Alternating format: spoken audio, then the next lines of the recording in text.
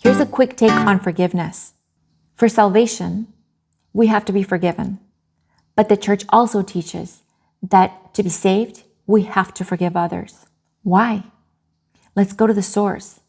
Jesus said that he is the way, the truth, and the life. So let's look at the very first thing that Jesus did in his public ministry and the very last to understand the importance. The very first thing that Jesus did in his ministry was going to get baptized in the Jordan River. He instituted the first sacrament, which is baptism. Baptism cleanses us of original sin and all sin, and it makes us adopted children of God. Forgiveness is necessary for salvation. The book of Revelation, it says, nothing unclean shall enter heaven. Baptism begins with a forgiveness of our sins so we could possibly enter heaven. We are human. We are gonna offend God and we are gonna offend each other. For that we have confession. But we're also gonna be offended by others. In the Our Father, the prayer that Jesus himself gave us, it says, forgive us our trespasses as we forgive those who trespass against us. It means that God will forgive us just how we forgive others. It's a call to imitate God's unconditional love for us. St. Augustine said, God does not pardon the sins of those who do not from the heart forgive others.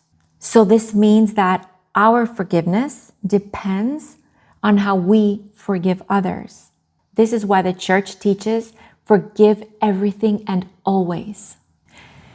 And the last thing that Jesus did, he was on the cross, about to die. And he said, Father, forgive them for they know not what they do. First, forgiveness so we can be adopted to be able to enter into heaven. And at the very end, he forgave those who were killing him. Those are lessons in forgiveness of how important forgiveness is. So what does it mean to forgive? Well, St. John Paul II said that it is an act of the will which decides to let go of resentment. It's not about how you feel. It's despite what you feel. But we need to ask for God's grace to strengthen our will. It's an ongoing process that we go through by prayer and the sacraments. And it can transform our wounds into an opportunity for charity. It doesn't mean that we keep opening the door to the same people hurting us over and over in the same way. We have to be smart. God gave us a rational mind and we make smart choices. But this forgiveness is deep down an act of the will to genuinely let go of resentment and to forgive someone. It's more for you than for the person. So how do you do it? First, ask Jesus for the grace.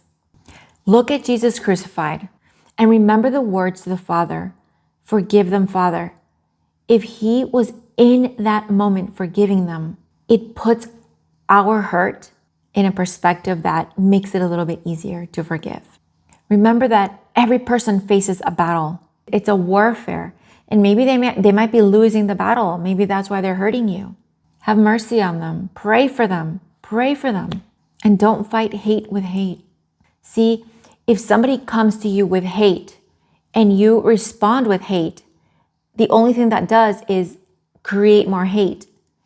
But if somebody comes with you with hate and you respond with love, then you're stopping the cycle of evil. So the question that I ask you is there anyone in your life that you need to forgive? Your salvation may depend on it. Thanks for watching. I'll see you next time.